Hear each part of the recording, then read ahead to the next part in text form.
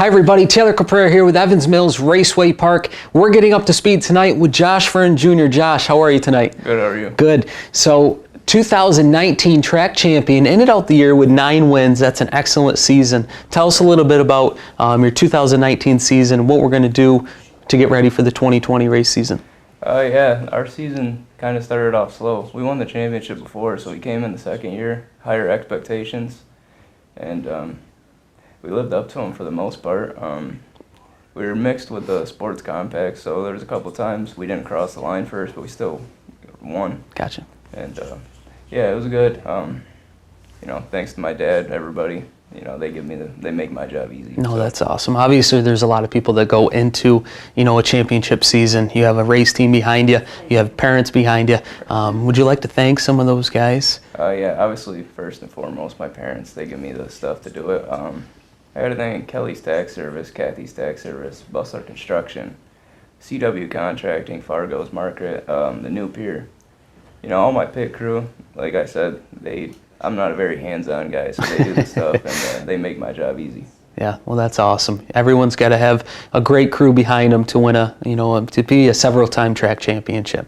So I got to say, Josh Verne, your father, I raced with for many years. You don't look anything like him. I'm sure you've never heard that before. No, actually. Tell us about your number. I don't know. Having a big name father like I do, I didn't want to really follow in his footsteps, so I just kind of wanted to do my own thing. And I played sports, and my number was usually 1, so I just stuck with it. Well, perfect. Tell us what kind of sports you do outside of racing. Mostly just baseball. I played football for a little bit, but I played baseball. Okay, what position in baseball? I pitched. Okay, cool. So you like anything that goes fast, right? Awesome. Tell us, obviously you play baseball, but what kind of hobbies do you do to keep yourself busy in the winter? Do you get the race cars ready? That's hard. I like to go snowmobiling. Everybody likes to go snowmobiling. Yeah. But I follow a lot of racing. I follow a lot of the late models. I just watched the whole Chili Bowl. Really, that's what me and my dad, we just bounce ideas off of each other every week just to make the next season better. Now, before your father, I'm trying to think of the long line of Vernes that have raced. Who was before your father? Did you have a grandfather that was involved? Yeah, he was with Niles Bustler the whole time. Okay, great. And Niles' kid, Tim, my grandfather. So some very popular names there, high expectations to live up to. Right, I don't know, it's definitely a family thing. Does baseball interrupt any part of the racing aspect? Do they ever overlap? No. The seasons don't overlap, okay. Well, they're at the same time, but we usually don't have a game on Saturdays. Okay. And if we do, it's in the morning. And there's been a couple times where my dad's been racing. I had a game on a Friday night where I'm like, come on, we got to go. And it all worked out. We got there. See, growing up, all my sports career, I never played football. I played maybe 1 season of football. Never played baseball. I can't throw a baseball that well. But I never wanted to overlap anything, so I only stuck with basketball in the wintertime.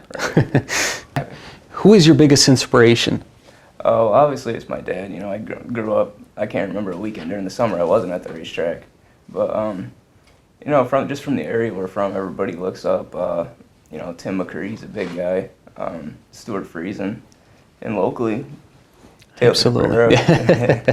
Well, thank you. But obviously you started in the go-kart division, correct?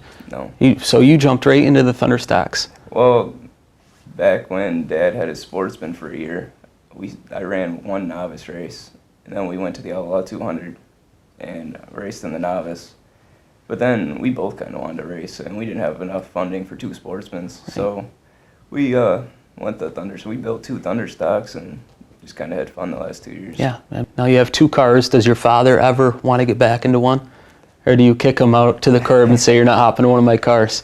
Yeah, we got 2 cars. Last year, we started off with 1.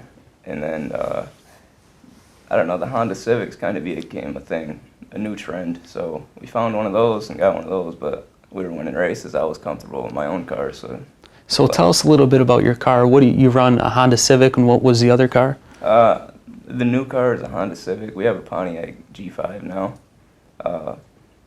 We ran the G5 the year before and last year. I think I've only drove the Civic one time. Really? But Dad, I think he's won 2 or 3 races in it, so it's a fast car. Well, your father is pretty successful in any race car he's ever hopped in, so big shoes to fill there. How do you first want to get in that driver's seat? Obviously, besides your father racing and you growing up into it, how did you really get involved heavily in wanting to get in that race car?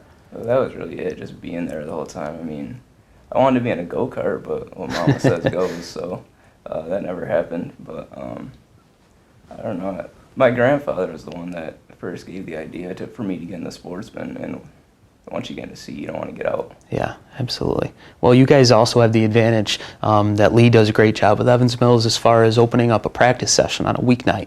So you can always get some, practice time there where on the dirt there's a lot of, track preparation that it ultimately enables them to get the track ready to do, somewhat of a practice session. So that is definitely a plus for you guys as well. Right.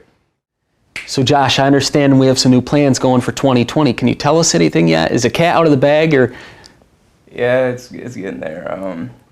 Obviously, the last 2 seasons we've been successful at championships 2 years in a row. So it's time for a step up, and we're actually going to purchase a late model for the new late model class, and hope the learning curve isn't too big and see what we can do in 2020. That's really cool. So I understand that's a new class coming to Evans Mills in 2020, correct? It is.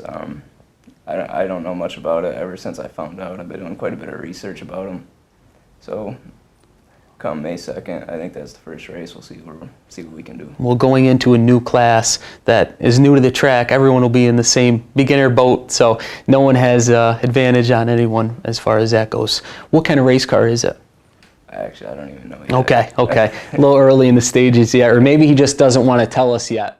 So obviously being 18, you started racing at 16 years old. How can you tell the young fans what is the best step to get into the racing? It depends what kind of racing you want to go into. I mean, there's asphalt. You really got to pick something. You got to research your cars, first of all, because you don't want to buy something and then be stuck with it.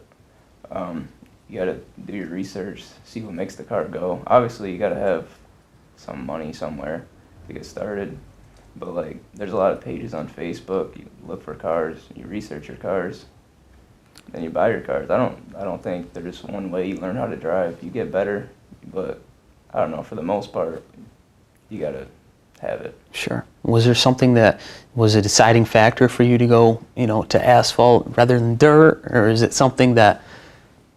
Well, when we first built our 4 cylinders, I had an automatic car, so it was better geared for Evans Mills. And Dad is racing on the dirt, and Mom ain't gonna let us race against each other. Totally understand. So I understand Lee is opening up a few new classes this year, like we talked about with the late model. Tell us, I understand there's a more of an entry-level Stinger class coming in. Can you tell us anything about that? Yeah, so far there's going to be crate motors, and then there's going to be, I think it's an open 2-barrel motor. There's going to be some weight, I don't know, there's going to be a little difference in weights depending on what you do with your motor. I think I've researched there's going to be a track shock. Okay. That's going to go on, so I don't know. It should be fun. Okay, great. Well, we're getting up to speed tonight with Josh Verne. I want to thank you for being on the show with us, Josh. Thank you for having me. Thank you.